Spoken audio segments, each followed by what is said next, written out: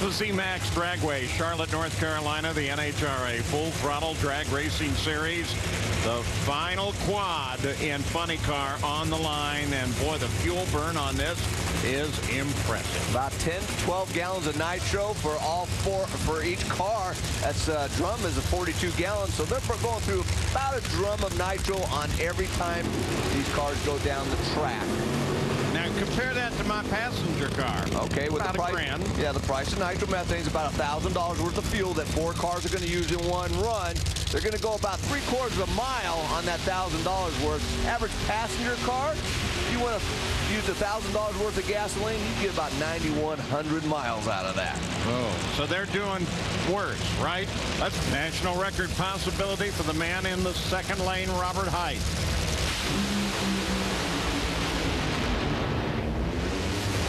See how the numbers come up. Caps has the record 4:02.3. Height's not even close on this one.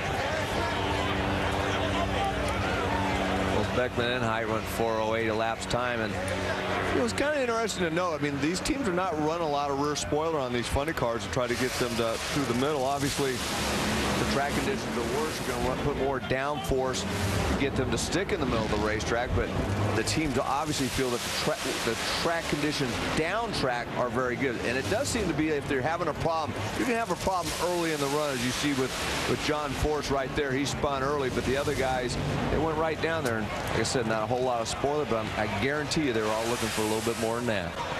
Body comes up on Robert Height's car for Jack Beckman. He ran a 3:13.66. That's a career best. Let's go to John Kernan. Yeah, with Jimmy Prock, #1 qualifying. I know you guys might have tried for that national record there. It came up a little bit short, but just your impressions overall this weekend being #1 at this first 4-wide event. Well, it's cool. You know, it's good. It was nice to make a good run like that. You know, every time this year we went to do something like that, it didn't work quite right, but it was better, and that was a good run for us. I mean, we had to back it up a little bit after the first run, and we just wanted to get down there so we got something to race with. Does your strategy change at all tomorrow? Instead of going up against one driver, you go up against 3 others?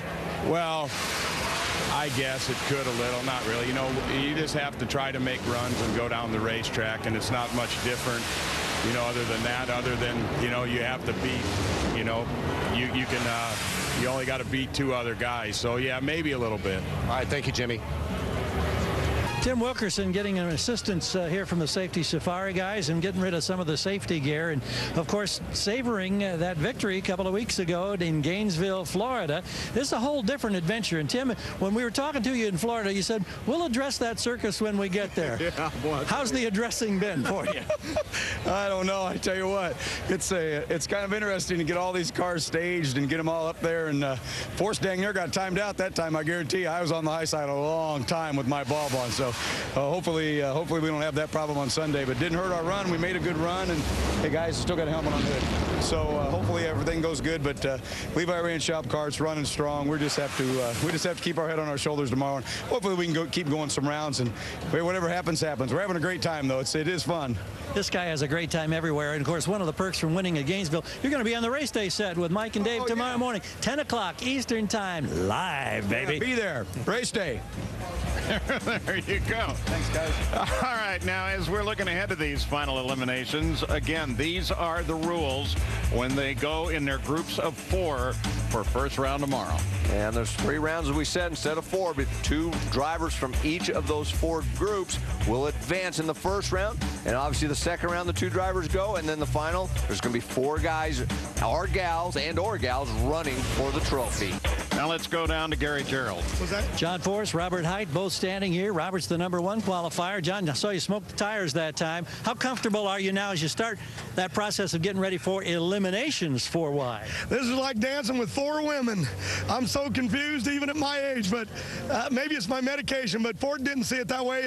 Ken Zube and everybody up there announced today that Jamie Allison, that I got a 5-year deal with Ford for all our teams, so I'm excited about it, and we're going to share our technology that we get from Ford and the engineering, so I'm excited. I didn't go down the racetrack, but I got a deal. But my other hot rods did, my daughter did, and Robert Slow, so can't ask for much more. Robert, were you loading it up? Were you really thinking about national record? No, I don't think the conditions were really there. Jimmy was just wanting to go down there. He saw Ashley run 4:06, and we were trying to run about that good. But ours hurt it a little down track. But I'm definitely excited about this 4-wide stuff tomorrow. My daughter Autumn, you know, that's all she's talked about the last couple weeks is 4-wide racing. And I wish she could be here with me, and my wife Adria. Well, congratulations on being that #1 qualifier. Thank you. Let's have some fun tomorrow. You bet.